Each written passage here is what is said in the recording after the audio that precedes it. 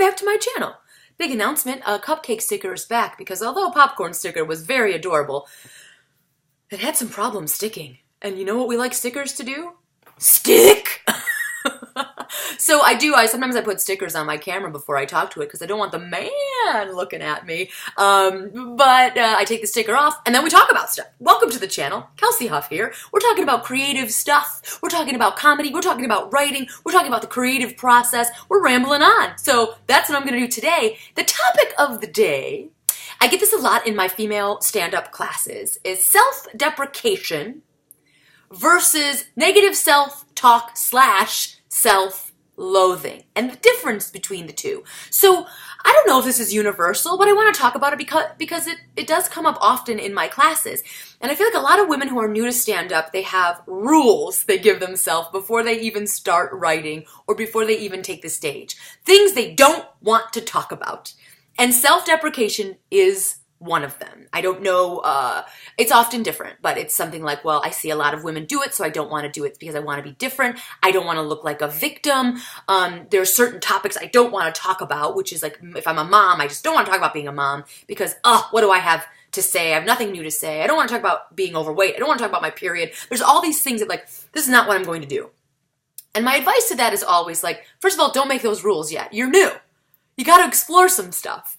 And often when you come with those kind of rules, like I don't want to be this, I don't want to be self-deprecating, what you're doing is you're saying, I don't want the audience to look at me a certain way. And that is detrimental to the writing process, especially when you're starting. Yes, this is live performance. Yes, the audience is a part of it. But you have to find who you are first before you morph who you are to the audience. And if you're giving them too much power right off the bat, you're screwing yourself, right? So if you want to write about being self-deprecating, but you're afraid what the audience will think, F the audience at least for a while. Write what you want to write, okay? And I do think there is a difference between self-deprecation and self-loathing or negative self-talk, right?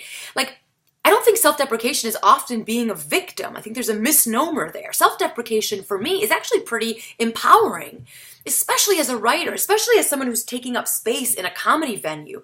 What self-deprecation is to me is I know what I look like. I know what you think I am.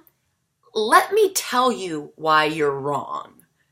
And that is powerful. You know, that is also like switching the perspective. That is giving people a chance to actually reframe their mind. That's really powerful stuff. So I don't think like eking away from self-deprecation is the way to go, at least in my opinion. I think you could bring something really unique and something really valid to your comedy writing. So that isn't like typically female to me. That's really powerful and smart writing. I think there's a confusion about self-deprecation and self-loathing and negative self-talk because we've all seen this, especially at open mics. There's a lot of people where you're like, they need to go to therapy. They're having a rough time. Like, oh, they really hate themselves. And there's this idea of like sort of having the audience want to take care of you. And it's exhausting, you know? So I think if you don't know the difference yet as a performer, if you get off the stage feeling like almost drained and bad about yourself, I think that's self-loathing, that's self-hate. Self-deprecation can be kind of like, yeah, you know what I mean? You're like, I owned my weakness and I like rocked it. I think that is the difference. And I be whatever you want. I mean, like, you know, if that's your persona to be like, womp, womp, womp, a bit Eeyore-y, like rock it out, own it. But if you're starting to feel crappy about it, maybe switch it a little bit so you can feel a little more empowered. Maybe. I mean, that's really totally up to you. I guess what I'm trying to say is don't shy away from self-deprecation because it can be a really, really powerful tool. I guess my other thing is just know being self-deprecating, something I was trained with as a kid. Like, it's like how we showed love. You know, we just roasted each other, and that meant we like you.